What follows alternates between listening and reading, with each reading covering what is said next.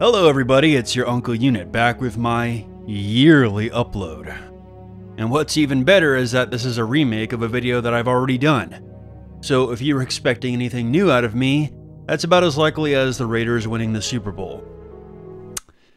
That's not going to happen anytime soon. But no, seriously. I have this pattern of having a really cool idea for a video, run into a bunch of issues making said video, and then putting out something that just doesn't live up to my standards, and I end up deleting it later on. That's basically been an on and off cycle with this channel for a long time. But with this particular concept, Halloween is really the only appropriate time to put this out. And before people start thinking that this channel is dead and buried, I figure something is better than nothing at this point.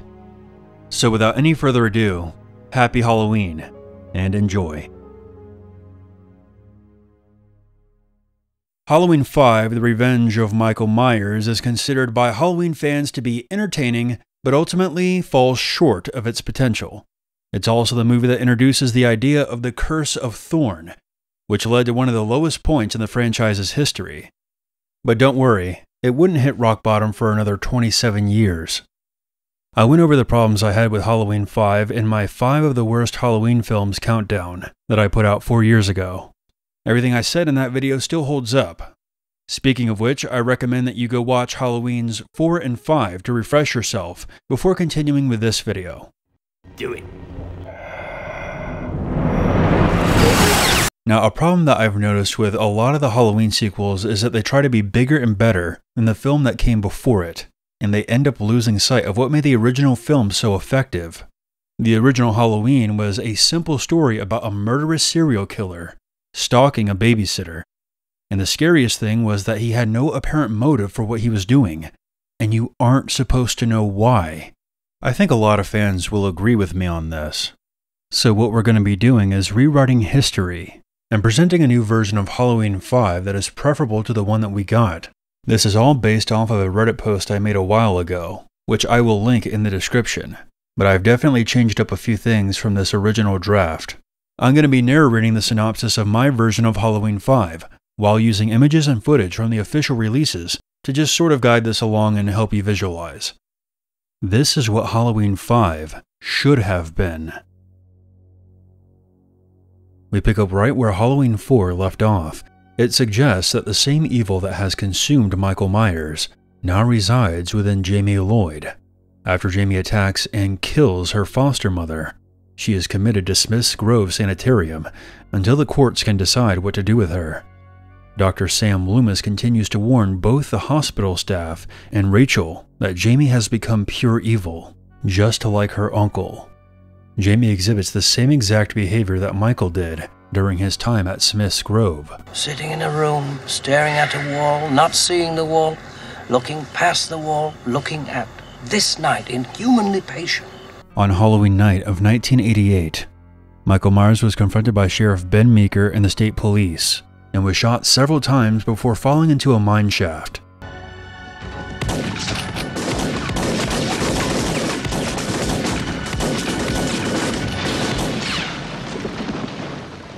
Michael, of course, manages to escape the mine shaft before it explodes. He gets up and disappears into a nearby forest. Over the next year, Jamie is visited by both Rachel and Dr. Loomis. Rachel is having trouble coming to terms with Jamie being a cold-blooded killer and tries desperately to get through to her. Dr. Loomis, on the other hand, understands perfectly well what has happened to Jamie and uses his connections with Dr. Hoffman to gain access to her, guilting him for allowing Michael Myers to be transferred. You let them take it out of here. Dr. Loomis tries to communicate with the evil inside Jamie and warns her that if she tries to escape, young girl or not, he will put an end to her life. Of course, during all these interactions with Loomis and Rachel, Jamie just stares blankly at them, not saying a single word. Let's not forget about Sheriff Ben Meeker. He is shown dealing with the loss of his daughter, who was tragically killed in the events of Halloween 4. He has become a broken man and was forced to resign as sheriff. He now spends his nights drinking and listening to the police chatter on his basement radio. Halloween 1989 eventually comes around, and Rachel has tried her best to move on with her life, and is still living in Haddonfield with her father. There's some character development between the two of them, bonding over the loss of Rachel's mother. Rachel plans on moving out of Haddonfield and leaving all these bad memories behind. But before this happens, her friend Lindsay, not Tina, talks her into going to a Halloween party. We'll say it's the same barn setting we see in the actual Halloween 5. Later on that night, Jamie brutally attacks a nurse at Smith's Grove and uses the blood from the attack to write an ominous message on the wall of her room. He's back. As the party rages on, Michael Myers is seen lurking in the darkness, making his way to the barn. He soon begins stalking and killing teenagers who have strayed from the party. Lindsay hooks up with a guy and they make their way into the barn for privacy. The party eventually gets shut down by the police, causing many of the partygoers to flee the area. However, Rachel wanders off to go find Lindsay, and eventually makes her way into the barn. The bodies of Lindsay and her hookup are sprawled out in the hay. Rachel freaks out and grabs the attention of a couple of deputies. They radio back to headquarters that there is a double homicide on the property. Ben Meeker hears the radio chatter and loads up his shotgun. Before setting out, he is convinced that Michael Myers is back and intends on getting revenge. The new sheriff of Haddonfield soon arrives on scene and orders the two deputies to take Rachel home while he deals with the crime scene. While on the road, the patrol car gets slammed into by a pickup truck.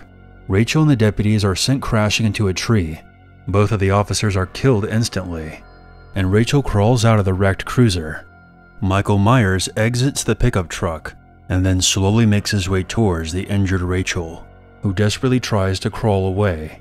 He soon towers over her with a knife and is about to finish her off when a gunshot rings out. Michael is sent flying backward and collapses on the ground. Ben Meeker emerges from the trees and fires a few more shells into Michael. The former sheriff is delirious and has been driven mad by the loss of his daughter. He is not in the right state of mind and wants to unmask Michael before he finishes him off for good. Michael springs up and takes him by surprise.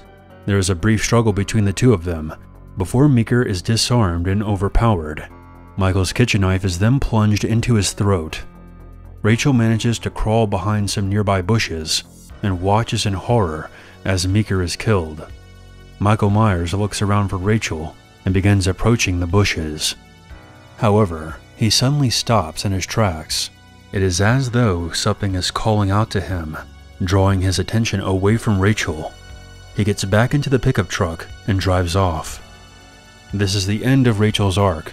She manages to make her way back to the road and is able to wave down a passerby, who then takes her to the hospital.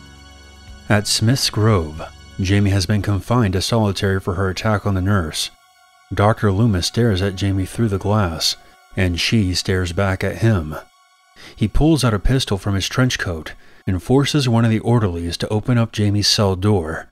He intends on ending Jamie before she can kill anyone else. However, just before Jamie's cell door opens, a loud crashing sound comes from the entrance.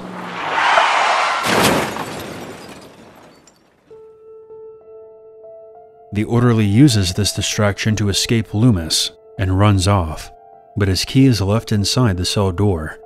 Loomis makes his way to the entrance and sees that a pickup truck has crashed into the building. The bodies of guards and hospital staff litter the area. Loomis suddenly turns and is confronted by Michael Myers, who stabs him in the gut, causing him to fall to the ground in pain. Loomis then tries in vain to reason with him, but Michael slowly walks off in the direction of Jamie's cell. The movie ends with Michael Myers carrying Jamie Lloyd out of the hospital, while the deranged cries of Dr. Loomis can be heard, calling out to them.